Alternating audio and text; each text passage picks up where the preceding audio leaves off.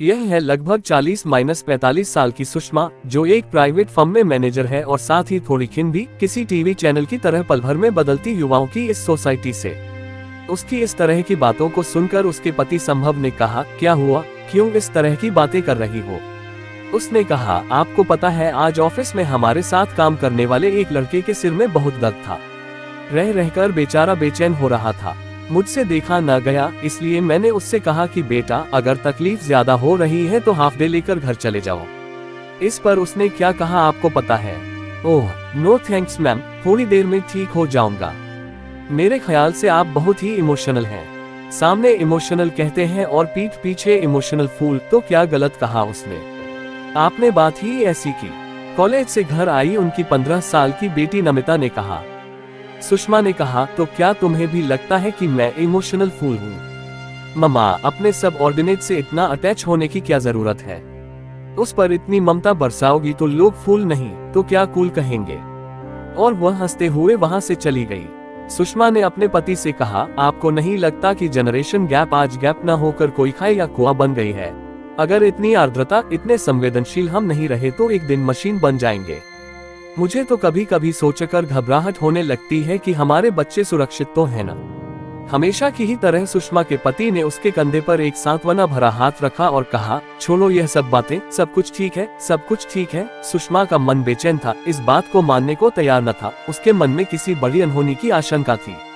यह सब सोचते हुए उसे ख्याल आया कि उसके 18 साल के बेटे नमन का आज टेस्ट था। पेपर कैसा हुआ यह पूछने के लिए उसने उसके कमरे की ओर रुख किया।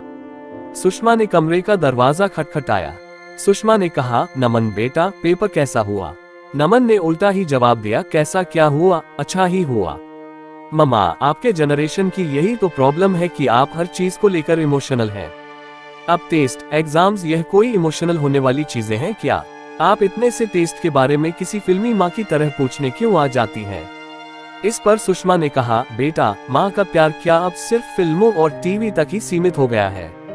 टीवी के रियलिटी शो में किसी प्रतिस्पर्धी के हारने पर उसे रोता बिलखता देखने पर तुम्हें भी रोना आ जाता है, पर घर में माँ अगर भावुक हो जाए तो? नमन ने बात बीच में काटते हुए चिढ़कर कहा, मम्मा यू आर इम्पॉसिबल। क्या इमोशनल अत्याचार है यार? भावनाएं भी अत्याचार कर सकती हैं। सुषमा ने कहा, बेटा प्रैक्टिकल होना अच्छी बात है, पर असंवेदनशील होना चिंताजनक है। आज तुम लोग असंवेदनशील होते जा रहे हो मम्मा, ऐसा आपको लगता है, पर दुनिया आपके समय जैसी नहीं रही। मुझे भी आगे चलकर मल्टीनेशनल्स में काम करना है, करियर बनाना है, पैसा कमाना है। अगर मैं आप लोगों की तरह रोते धोते बैठ गया तो प्रतियोगिता से बाहर हो जाऊंगा। नमन ने जवाब दिया। सुषमा ने कहा, मैं जानती हूँ बेटा और समझ भी सकती हूँ, पर हमें अपने उन गुण धर्मों को तो सहेज कर रखना चाहिए जो हमें जानवरों से अलग करते हैं। नमन ने कहा, मम्मा आपकी जनरेशन न हमारे प्रॉब्लम समझ सकती है और न ही समझने की कोशिश करती है। आप लोग क्यों चाहते हैं कि आपकी चीजों को हम आज अपने कंधों पर ढोएं? Emotional force. जो शब्द आज तक सुषमा ने पीठ पीछे सुना था, आज उसी शब्द को मुंह पर भी सुन लिया। सुषमा सकते में थी। वह कॉफी का मग उठाए छत पर चली गई। शायद कुछ समय सिर्फ अपनी भावनाओं के साथ बिताना चाहती थी, जिसे अभी अभी उसके बेटे ने मूर्खता भरा साबित कर दिया था। वह सोचने लगी, ये क्या हो गया? मेरे हार्ड मांस के शरीर से ऐसी मशीनों का जन्म कैसे हो गया? नमन, मैंने तो तुम्हें तब भी प्यार किया, तुम पर अपनी ममता लुटाई जब तुम्हें मैंने देखा भी नहीं था, जब तुम मेरे पेट में थे। आज मेरे बच्चे मेरे प्यार, मेरी भावनाओं को अत्याचार समझ रहे हैं। सुषमा बस सोचती जा रही थी, कहीं यह मशीनी शिक्षा मेरे बच्चों को स्कूल कॉलेजों से तो नहीं मिली, या फिर यह कोई विज्ञान का नया आविष्कार है जो मनुष्यों को मशीन बनाने में लगा है। अगर ऐसा होता रहा तो कुछ सालों बाद हम जैसे इमोशनल फूल सिर्फ वृद्धाश्रमों में दिखेंगे और घरों में रहेंगी यही मशीनें। आज सुषमा को विज्ञान की रीजनिंग पावर पर गुस्सा आ रहा था। वह सोच रही थी कि विज्ञान ने हर चीज का कारण बता दिया है और यह भी बता दिया है कि बिना कारण के कोई भी चीज नहीं होती है। अगर कोई रो रहा है या फिर खुश है तो विज्ञान झट से बता देगा कि इसके पीछे कौन सा केमिकल रिएक्शन काम कर रहा है। विज्ञान हम इंसानों को बख्श क्यों नहीं देता? कितने अच्छे दिन थे वो जब इंसानों की भावनाओं की नमी उनके चेहरे पर भी झलकती थी और आंखों से बहती भी थी। तब लोग इन आंसुओं का सम्मान भी करते थे। मम्मा क्या सोच रही हो? नमिता ने अपनी मम्मा के अतीत प्रवास पर रोक लगाई। मम्मा आपकी कॉफी तो ठंडी हो गई। सुषमा ने जवाब दिया, हाँ बिल्कुल तुम लोगों की ही तरह, तुम भी तो कितने ठंडे हो गए हो, भावनाओं की गर्माहट बिल्कुल खत्म हो गई है। नमिता ने कहा, छोड़ो न ममा, मैंने आपकी और नमन भैया की बातें सुनी हैं। कब तक आप ऐसे कुड़ते रहोगे और हमारी पीढ़ी को कोसते रहोगे? सुषमा ने अपनी बेटी का हाथ अपने हाथ में लिया और कहा, बेटा मैं क्यों कोसूंगी, इस नई पीढ़ी को जन्म हमने ही तो दिया है, यह हमारी अपनी है। मैं तो बस तुम दोनों को प्यार, विश्वास, संयम, सहजता, सरलता के उस समंदर में ले जाना चाहती हूँ जिससे हमारी पीढ़ी तरबतर है।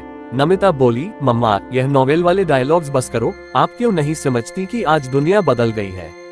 उसकी बात बीच में काटते हुए सुषमा ने कहा, कितनी बदल गई है बताओ? ऐसा क्या बदलाव आया है इन 20 सालों में? कुछ नहीं बदला नम्मू, तुम लोगों ने खुद को बदल दिया है, अपने आप को विचारों से, नैतिक अनैतिक के ज्ञान से, समाज से काट दिया है। तुम लोग आज सेल्फ सेंटर्ड हो गए हो, जिम्मेदारियों से कतराते हो, उन्मुक्त रहना चाहते हो, पर यह नहीं जानते उन्मुक्तता में उन्माद नहीं होता। हमारे वक्त काम की जगह पर प्रोफेशनलिज्म तो था ही, पर साथ ही इमोशनलिज्म भी था। अगर किसी की तरक्की होती तो हम सब खुश होते, और अगर किसी को कोई दुख है या मुश्किल है तो हम सब मिलकर उसकी मदद करते। आपकी कोई भी दलील मुझे कन्विंस नहीं कर पा रही है ममा। नमिता ने कहा, अगर हम अपने कलीग की तरक्की से खुश और उसके दुखों पर रोते रहे तो हम तरक्की कैसे करेंगे? सुषमा ने कहा, तुम लोगों को आज खुद की सफलता से ज्यादा विश्वास दूसरों की असफलता पर है, अपनी काबिलियत से ज्यादा विश्वास दूसरों की नाकाबिलियत पर है। नमिता बोली, ओह ममा बस करो, बात कहां से कहां पहुंच गई। मुझे लगता है आप स्ट्रेस में हैं और गंभीर रूप से किसी मानसिक बीमारी की शिकार होती जा रही हैं। हम कल ही किसी अच्छे मनोवैज्ञानिक के पास जाएंगे। इतना कहकर नमिता तो वहां से चली गई, पर सुषमा यह सब समझ ही नहीं पा रही थी। उसे ऐसा लग रहा था मानो भूतकाल और वर्तमान में कोई तालमेल ही नहीं रहा। वह अपनी ठंडी कॉफी लिए नीचे उतर आई। अगली सुबह सुषमा नाश्ते की टेबल पर अनमने ढंग से बैठी हुई थी। उसके मन का द्वंद्व उसके चेहरे पर साफ नजर आ रहा था। सुषमा कुछ सोच रही थी, कहीं मैं ही तो गलत नहीं, कहीं नमन और नमिता की सोच सही तो नहीं। तभी सुषमा के पति ने आकर उसके हाथ पर हाथ रखा। संभव ने कहा, क्या हुआ सुषमा, तुम इतनी बेचैन क्यों हो? तभी नमिता अंदर से तैयार होकर एक बैग हाथ में लिए हुए बाहर आई। मैं अपने दोस्तों के साथ गोवा जा रही हूँ, उसने कहा। सुषमा ने पूछा, कौन दोस्त? नमिता ने जवाब दिया, ममा प्लीज आप इन सब से दूर रहें। पापा मैं 2 दिन में लौट आऊंगी, और ममा आते ही हमें डॉक्टर के पास जाना है, याद है ना? सुषमा को संभव ने समझाया, मैं तुम्हारी स्थिति समझ रहा हूँ, सब ठीक हो जाएगा। बच्चे बस थोड़ी स्वतंत्रता चाहते हैं और वह उन्हें हमें देनी चाहिए। सुषमा ने सहमति तो जताई, पर वह अब भी बेचैन थी। देखते ही देखते 2 दिन बीत गए और दरवाजे पर दस्तक हुई। सुषमा दौड़ती हुई दरवाजा खोलने पहुंची। दरवाजे पर नमिता खड़ी थी। सुषमा ने उसे गले लगाया और कहा, तू ठीक है ना? मैं बहुत खुश हूँ कि तू ठीक ठाक घर वापस आ गई। नमिता ने कहा, ममा आप तो ऐसे खुश हो रही हैं जैसे मैं कारगिल की लड़ाई से जिंदा वापस लौटी हूँ। संभव ने सुषमा से कहा, देखा सुषमा, कुछ नहीं हुआ, हमें अपने बच्चों पर विश्वास करना चाहिए। हाँ मैं मानता हूँ कि हमें उनकी फिक्र है, पर इन सब चीजों को किसी राक्षस की भांति डरावना मत बनाओ जिससे बच्चे डरते फिरें। सुषमा इस बार पूरे मन से सहमत थी। तभी बाहर से नमन आया, जो बहुत डिस्टर्ब लग रहा था। वह सीधा अपने कमरे की ओर गया। सुषमा ने पीछे से आवाज भी लगाई, पर वह अनसुना कर निकल गया। नमन को इतना टेंशन में देख सभी उसके पीछे चल पड़े। सभी नमन को दरवाजा खोलने के लिए कह रहे थे। काफी देर तक जब दरवाजा न खुला तो संभव ने दरवाजा तोड़ दिया। नमन कमरे के एक कोने में ब्लेड लेकर बैठा था। सुषमा को समझ में आ गया कि वह क्या करना चाहता है। सुषमा ने मौके की नजाकत समझी और नमन को लेकर छत पर गई। काफी देर तक नमन चुपचाप अपनी माँ को पकड़कर बैठा रहा। तभी नमिता भी वहां आई। उसने पानी का ग्लास नमन को दिया। नमन को उसका मन कचोट रहा था। बिना किसी के पूछे ही उसने बताना शुरू किया, ममा मैं जीना नहीं चाहता। आपको पता है इंजीनियरिंग में मेरा सिलेक्शन नहीं हुआ, मैं प्रवेश परीक्षा में फेल हो गया। सुषमा ने कहा, बेटा बस इसी बात का मुझे हमेशा डर लग रहा था। मुझे पता था तुम ऐसा ही कुछ करोगे। किसी परीक्षा की सफलता, बस यही वजह है तुम्हारे जीने की। तुम जानते हो जीवन कितना खूबसूरत है और आज इतनी छो वजह से तुम उसे ही खत्म करने चले थे। नमन आश्चर्यचकित था। उसने कहा, ममा आप नाराज नहीं हैं। मुझे लगा आपको बुरा लगेगा। आपने और पापा ने मेरी ट्यूशन्स पर कितना खर्च किया था। आपकी अपेक्षाएं थी। सुषमा ने बात काटते हुए कहा, बेटा अपेक्षाएं नहीं, उम्मीदें थी, जो अगर इस बार पूरी नहीं हुई तो अगली बार हो जाएंगी। इसलिए मैं कहती हूँ कि तुम लोग असंवेदनशील हो और इसलिए अविवेकी, अविचारी हो, या फिर कठोर दिखने का, होने का नाटक करते हो ताकि बाहर की प्रतियोगिता में निर्ममता से पेश आ सको। बेटा बस अब रुक जाओ, खुद की भावनाओं और मानसिकता से इस तरह मत खेलो। भावुकता किसी भी सामान्य व्यक्ति की स्वस्थ मानसिकता की दरकार है। अपनी भावनाओं को खुले दिल से व्यक्त करने में कोई शर्म नहीं होनी चाहिए। जितनी अच्छी तरह तुम अपनी भावनाओं को व्यक्त करोगे, उतने ही अंदर से मजबूत हो जाओगे।